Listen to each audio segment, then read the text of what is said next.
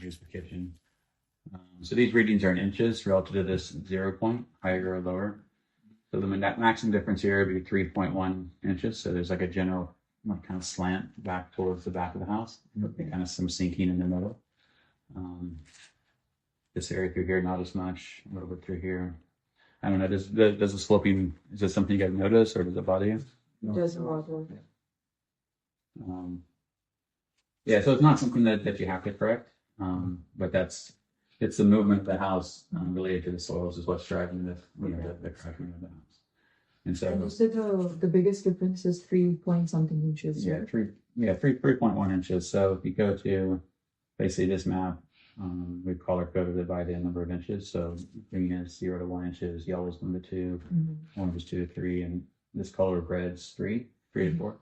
So you're kind of in that color of red. Okay. And as you can see here, this whole area is kind of prone to movement as compared to say like this area. There's areas that are worse, like Willow Glen, old San Jose. These areas are worse, but this is kind of like an area that has a lot of expansive soils. Okay. And so expansive soil is like clay basically. So whenever it gets wet, it expands. When it dries, okay. it dries. And so, like from that standpoint, you have to correct as far as like the levelness and ways to do that. But that's what's driving these cracks. All the cracks you see throughout the house. They're cosmetic in nature. The house isn't going to fall down because of it. You're going to have to keep patching them. And so it's just kind of the nature of living on these soils. But there'll be some cracking and some movement. We'll talk about ways that it could be addressed if you want to later at some point. But the main thing now is you have a baseline you can monitor. So you have data to analyze what's changing over time, or is it pretty much just moving up and down and cracks are coming through. So that's the underlying kind of root cause here. Okay. And a couple of questions. So you said when it gets wet, it expands. So does it mean during the winter when there's rain, we're more prone to cracking? And then during the summer, we're not going to see as much? Well, it's just the differential thing. The wetting and drying is up and down. So as it gets dry in the summer, it shrinks and it contracts. So it actively moves all year round. Okay. So it's not like one season that's totally better or worse. Okay. The other thing that I think is going on here is some degree of groundwater. So basically water that's seeping up from below as well as just the surface. So it hasn't rained here in a while. It rained a bit in the past, but it's super, super wet down there, almost muddy in different areas. And you can see through here, like almost a channel of water. Because of the plumbing leaking, there is some plumbing leaking now. So there's a pool in the home behind us. Yeah, that would No, maybe. Yeah, it wouldn't be leaking that much, plus it wouldn't make it this far. So it's damp throughout, and you have this much efflorescence in these conditions, plus a lot of these posts are rusting. See how the rust is happening on the base of these posts. Yeah. Why not create a post like that? Better posting, no? Well, it's rusting, so I mean, wasn't rusted to start with. Now it's rusted, and so that's just another symptom of constant humidity. I see. So houses that don't have the humidity, these steel posts basically don't rust. Well, when it does, they do. So Should we change that post to better something better? yeah, I'll get to that. So as a result of the movement, some of these posts have shifted. I see. So, we'll go through the order of priority, but like one of the priorities would be straightening up these posts. Like this one here is leaning quite a bit. Other ones are just kind of off. Just this is from the tilting. Oh, I see. Yeah, see, straight to start with. And so, and then they added some additional posts throughout, like here. But like this is not original. This is original. I see. So there was some springiness or bounciness in the floor from this setting, so they kind of stiffened it up. And So so that's pretty that's common. do you think that's more recent? No, I think that was a pretty long time ago. The Okay. posts are still kind of rusted. There's definitely signs of, they did some changes down there. Okay. As you can see, some of the wood's newer. Like see here, see like this. This is like a newer post. This is the old post. So they made some changes through here. There's no really know what they did, but part of the remodel or whatever. So just come back to the movement. Straightening up these posts. Have this as a baseline to monitor from.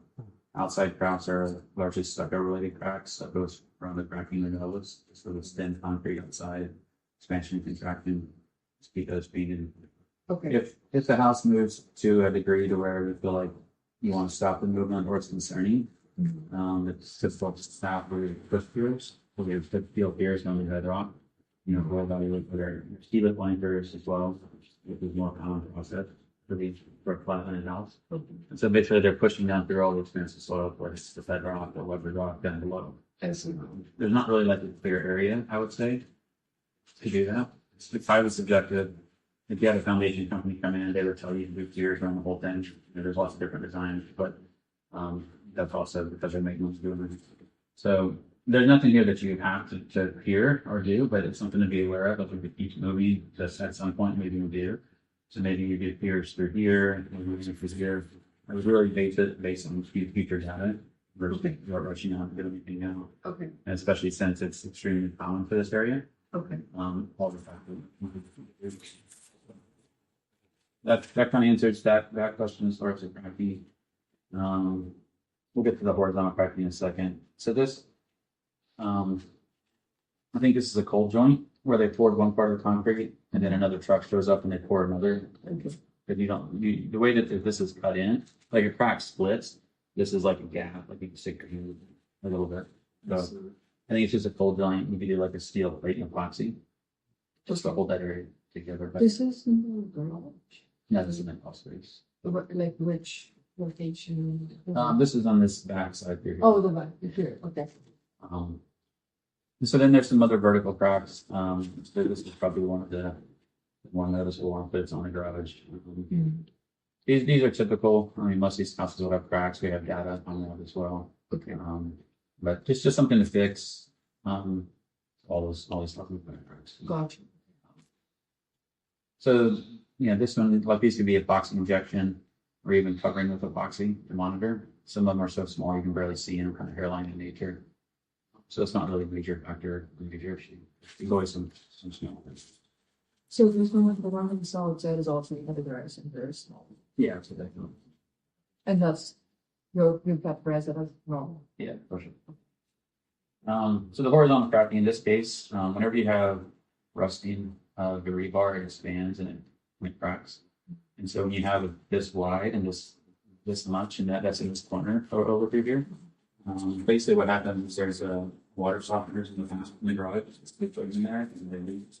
This because they get old, and then they leave. They go back and run up between the water softener and the concrete, and then the rebar and the rust.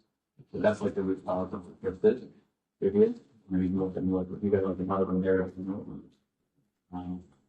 So that's what caused it for the most part. Along the back area over here, you have another section where there's a little bit of horizontal cracking here. This is an area back in this corner over here. Basically where they got the rebar too close to the form. So you can see the